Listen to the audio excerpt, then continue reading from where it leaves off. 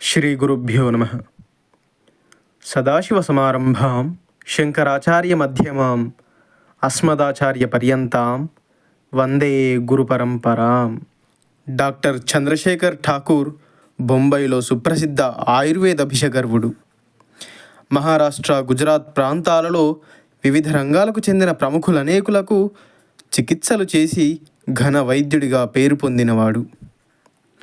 ఆయుర్వేదంలో పరిశోధనలు చలిపి వాటిని పత్రికలలో ప్రచురించి విఖ్యాతిగాంచిన విద్యావేత్త. పలుమార్లు విదేశాలలో సంచరించి ఆయుర్వేద ప్రాశస్త్యాన్ని చాటిన ఘనుడు. 1987లో కార్యాంతరంపై నేను బొంబాయి వెళ్ళినప్పుడు డాక్టర్ చంద్రశేఖర్ ఠాకూర్ను చూడడం తటస్థించింది.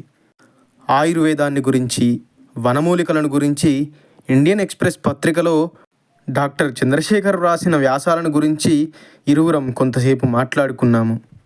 ప్రసంగవశాత్తు కొన్ని సంవత్సరాలుగా ప్రాస్టేట్ గ్లాండ్ వ్యాధి నన్ను అంటిపెట్టుకుని ఉన్నదని, ఆపరేషన్ ద్వారా దాన్ని నివారించుకొనవలసిందని సర్జనులు అనేకులు సలహా ఇచ్చారని, అయినప్పటికీ గురువు ఆదేశాన్ని అనుసరించి సర్జనుల సలహాను నేను పాటించలేదని, అందువల్ల ఇప్పటి వరకు నాకే విధమైన అసౌకర్యం కానీ బాధ కానీ కలగలేదని ఆయనతో చెప్పాను. డాక్టర్ చంద్రశేఖర్, ఓహో అలానా, ఆ గురువు ఎవరు, వారి పేరేమిటి అని అడిగారు.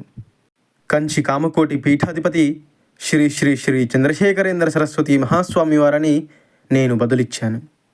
డాక్టర్ గారు, జగద్గురు శంకరాచార్యులు వారే కదా అని అడిగారు. అవును, 2000 సంవత్సరాల పూర్వం ఆదిశంకర భగవత్పాదులు స్థాపించిన కామకోటి పీఠంలో 68వ ఆచార్య పురుషులుగా ఆ పీఠాన్ని అలంకరించిన మహనీయులు అని నేను తెలిపాను.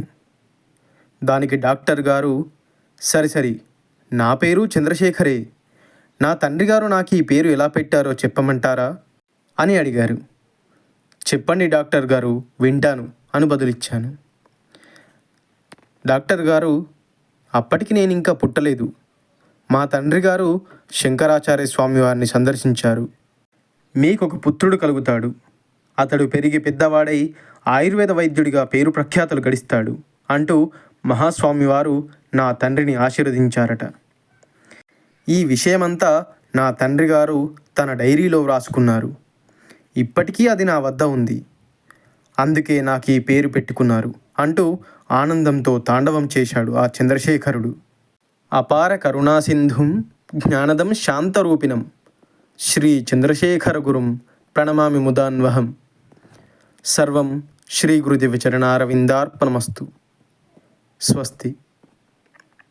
వీడియో నచ్చినట్టయితే దయచేసి వీడియోను లైక్ చేసి ఇలాంటి మరెన్నో మహాస్వామివారి లీలల గురించి మన ఛానల్ని సబ్స్క్రైబ్ చేయండి.